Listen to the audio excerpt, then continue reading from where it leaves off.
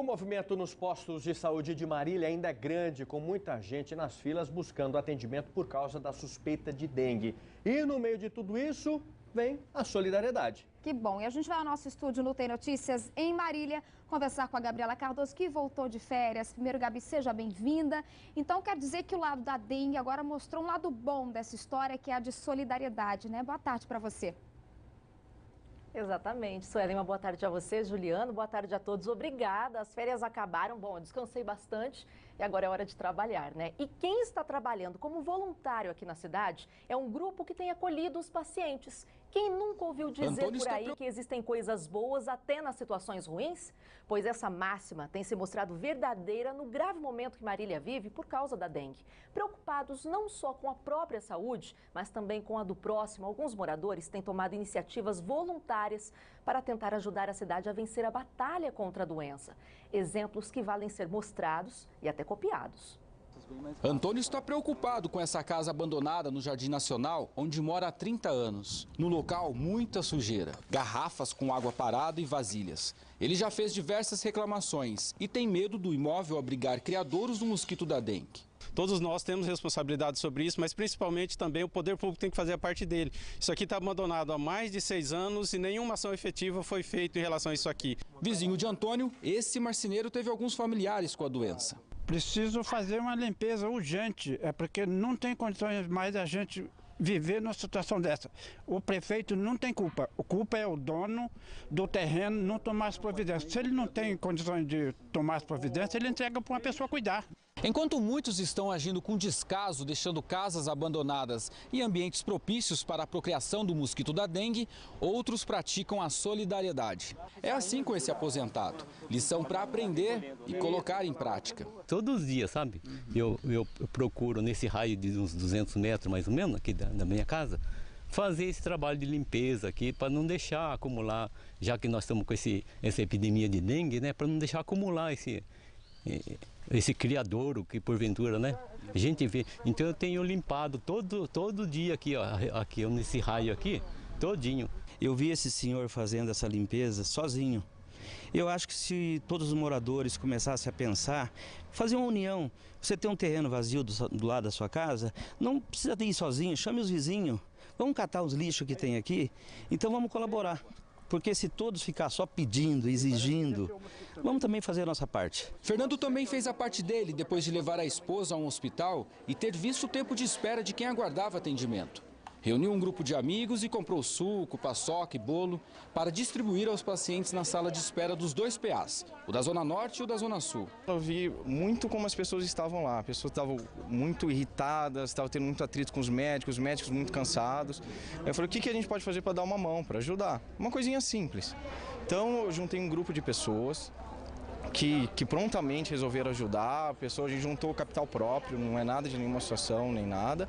A gente, com o nosso dinheiro mesmo, a gente comprou sucos, a gente comprou bolos, compramos doces e resolvemos ir nos PAs distribuindo. Aí quando a gente viu a situação dos públicos mesmo, como o PA da Zona Norte e o PA da Zona Sul, a gente resolveu dar uma atenção. Então a gente está buscando sempre mais doações e tudo mais e entregando tudo. A gente conversa com as pessoas, arranca um sorriso aqui, um sorriso ali e uma coisinha pequena está virando algo grande, que muita gente está querendo vir ajudar. É muito difícil ficar numa fila de espera durante 6, 7 horas para ser atendido, né? Porque tá um caos, Marília. Então, gente, assim, se der, assim, por gentileza, assim, vamos prestar um pouco mais de socorro para o próximo. Olá, muito boa tarde a todos que acompanham o Tem Notícias. Falamos ao vivo do supermercado aqui de Marília para continuar falando sobre alimentação.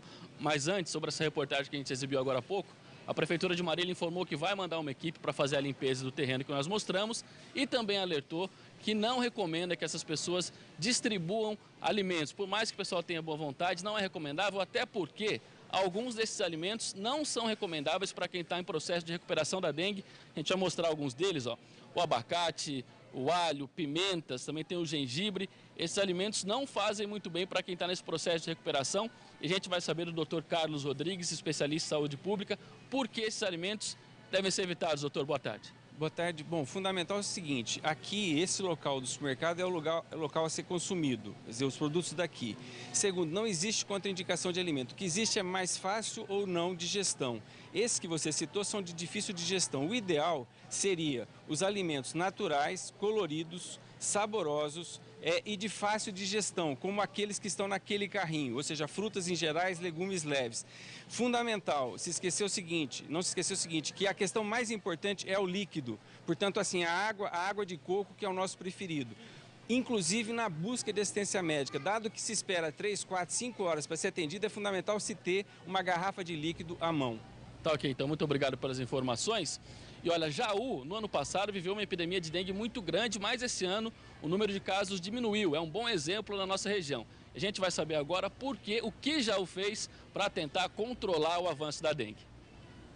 É como um trabalho de formiguinha.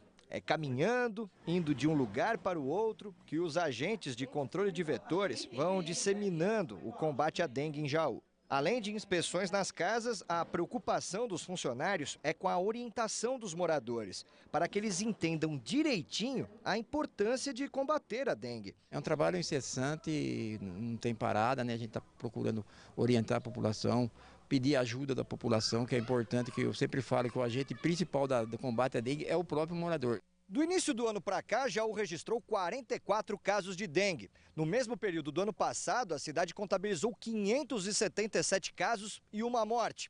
A queda de 92% no número de pessoas com dengue por aqui se deve principalmente à conscientização da população.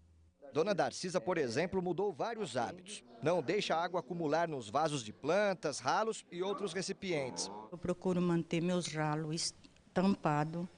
Os meus vasos, você pode olhar lá que é furado embaixo e cheio de areia. E é porque é nesse ponto aí que os mosquitos vêm e criam, né? Cada um tem que fazer a sua parte. No ano passado, o marido de Regina pegou dengue. Foi bem sofrível, bem difícil. Eu faço a minha parte. Cada um teria que fazer a sua parte, né, de evitar para não se proliferar tudo isso. Em 2014, a cidade teve 4.472 casos confirmados de dengue. 8 pessoas morreram. A partir daí, a prefeitura contratou cerca de 100 funcionários para fazer arrastões nos bairros, adquiriu veículos para o transporte dos agentes e investiu na distribuição de cartilhas. Em 2015, os números caíram. A cidade parece que aprendeu a lutar contra o problema, mas a população, essa não pode baixar a guarda. A gente pede o apoio encarecido de toda a população e também a gente reconhece o esforço da população. Eu acredito que a diminuição bastante significativa que nós tivemos, ela decorre de uma participação maior por parte de cada morador e de um cuidado maior de cada morador dentro da sua residência.